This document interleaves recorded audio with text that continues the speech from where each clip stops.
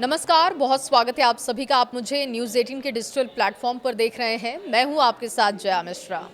देश की आज़ादी के बाद पहली बार बुधवार को पटना में सीडब्ल्यूसी की मीटिंग हुई। 85 साल के बाद देखिए ये मीटिंग हुई। 24 सितंबर 2025 को पटना में सीडब्ल्यूसी यानी कि राष्ट्रीय कार्य समिति की बैठक हुई। इस बैठक में राहुल गांधी, राष्ट्रीय अध्यक्ष मल्लिकार्जुन खड़गे और इसके साथ ही देश के कई वरिष्ठ कांग्रेस नेता पहुंचे। कांग्रेस कार्यकर्ताओं और नेताओं में ऊर्जा भरी गई, लेकिन सवाल उठ रहा है कि चुनावी साल में कांग्रेस पार्टी जिस तरीके से एक्शन मोड में है, वो कहीं ना कहीं आरजेडी को प्रदेश में सीमित करने की कोशिश कर रही है। बिहार के राजनीतिक गलियारों में अब ये सवाल उठ रहा है कि इस बैठक का मकसद क्या विपक्ष पर हमला करना या गठबंधन के सहयोगी दल राष्ट्रीय जनता दल के सामने खुद को बड़ा भाई साबित करने की कोशिश है। बीजेपी और जेडीयू इस बैठक को आरजेडी पर दबाव बनाने की बात कह रही हैं। वहीं आरजेडी बिहार में बदलाव के लिए सुखद संदेश इसे बता रही है।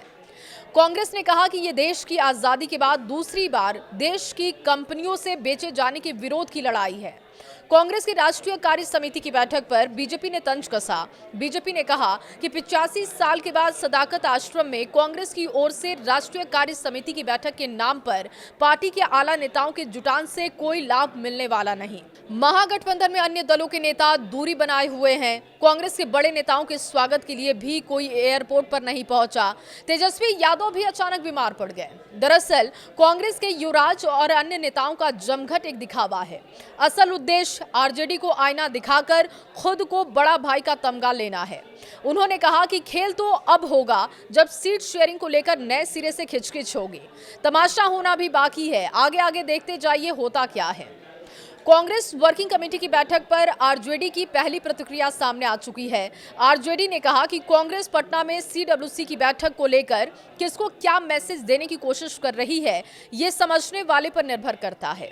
हर पार्टी को अधिकार है कि कहीं भी बैठक कर सकती है। आरजेडी नेता ने कहा कि कांग्रेस बिहार में मजबूत होगी तो चुनाव में महागठबंधन को इसका फायदा होगा।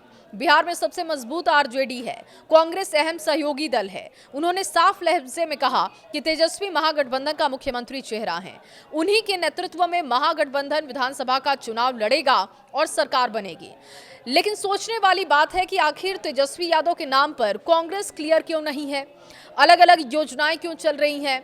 जब बड़ी बैठकें होती हैं तो आरजेडी कहां गायब हो जाती है? इस तरीके के सवाल भी बहुत अहम है। हालांकि इसको लेकर कैसे मैसेज कांग्रेस की तरफ से दिया जाता है, आरजेडी का इस पर क्या कहना है, इसका इंतजार करना होगा। आपकी राय इस खबर पर क्या है? कमेंट बॉक्स में जरूर बताइएगा।